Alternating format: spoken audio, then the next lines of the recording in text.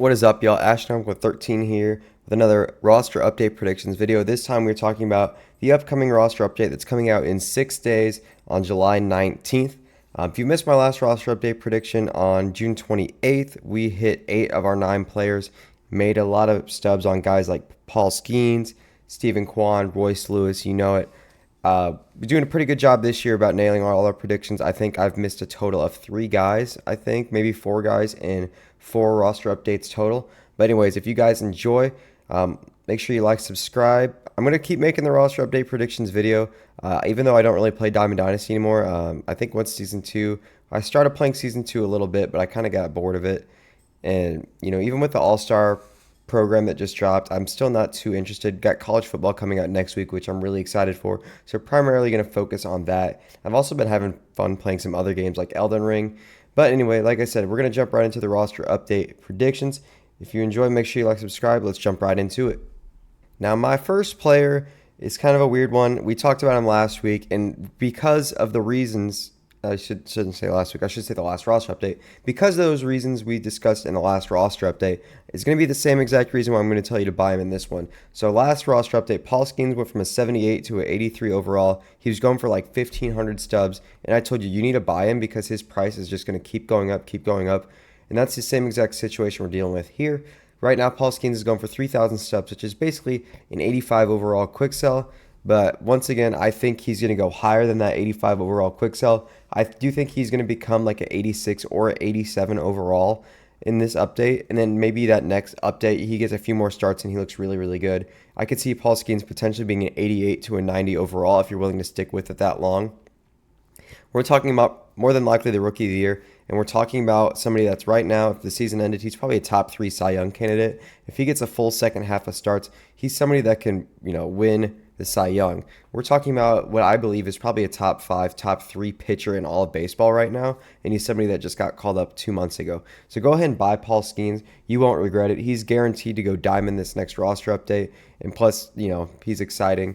I have 62 of him right now. If he goes to that 87 overall, he should quick sell. Let's see, 87 overall quick sell. Let me look at my notes here. Is 4,500 stubs. We're making quite a bit of stubs there just if we quick sell them there. Anyways, invest into Paul Skenes. Next player I'm going to be talking about is from my Chicago Cubs. I feel like I have one of these in every roster update video. Maybe it's a little bit of bias, maybe it's a little bit of facts. We're talking about Steele, Justin Steele here. He got back from his injury from opening day, and he's looked really, really good. In 2023, he was a Cy Young candidate until he kind of fell off in September. But this season, he looks just like himself. He's probably the most underrated pitcher in baseball. He does a really good job of commanding the strike zone. Now, obviously, his issue is he does not strike out a lot of batters. The rest of his game is elite. In his last 9 starts, Justin Steele has only allowed 10 earned runs and only 2 home runs in that span. 40 hits allowed in the last 61 innings those 9 starts took over.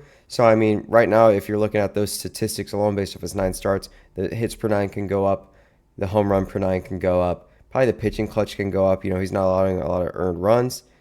There is room, for Steele's attributes to be upgraded in that game. Stamina could also grow. I think his stamina could really get up there, maybe to closer to 90.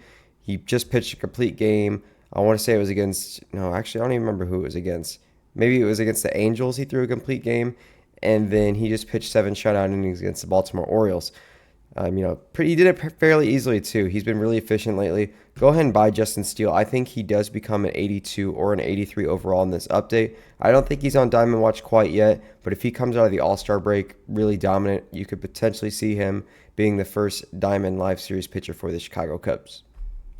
Alrighty, and then next, I actually have a relief pitcher for y'all. We're talking about Hunter Gaddis of the Cleveland Guardians. This is probably one of the best relievers in baseball that nobody is really talking about, and he should have been an all-star over Clay Holmes if we're really being honest. Hunter Gaddis is just completely dominant. He's only given up 6 earned runs and 43.1 innings pitched this year. In those 43.1 innings pitched, he's got 44 strikeouts.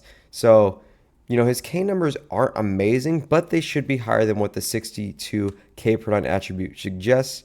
In his last 13 innings pitched, he has had 18 strikeouts, so that number is increasing with his recent performances. He's got a 98th percentile expected batting average at 187, a 27.8% K rate, which is 84th percentile, and only a 4.4% walk rate this year. He's only allowed one home run in 45 games played this year. So look for his K per nine, walk per nine, and home run per nine to increase, and potentially his clutch as well. For some reason, his clutch is only 46, but he does not allow any runs. Don't understand why all these clutch statistics are so low. But anyways, Gaddis should probably become a gold this week if we're being honest. At minimum, I see him becoming at least a 78 overall.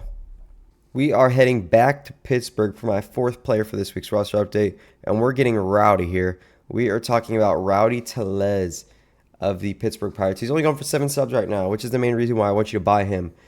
He becomes a 25 quick sell when he becomes a bronze. So you could buy thousands of him for very, very cheap and make a bunch of stubs doing that. You know, if you were to buy 1,500 of him at 7 stubs, like you're only spending like, what, 12,000 stubs? Quick math. I'm not even sure that's right, but you're spending like 12,000 stubs.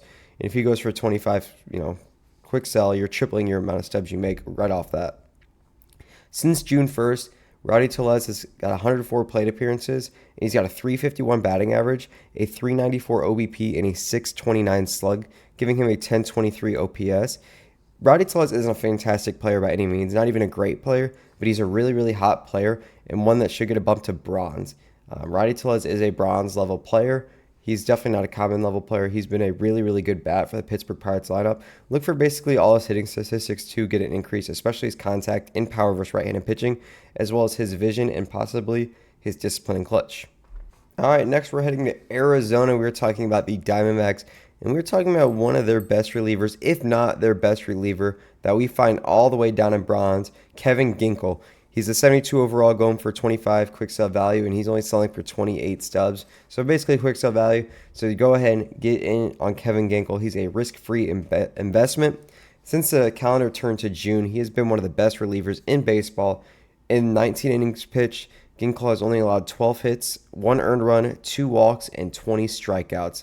Over the course of the entire season, Kevin Ginkel has only allowed 2 home runs so far.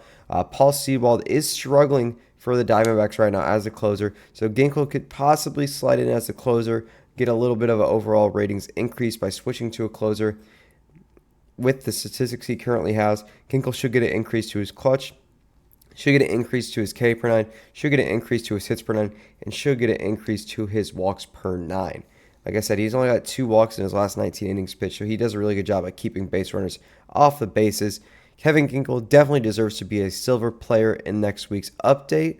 And yeah, those are 5 players that I suggest you buy into right now.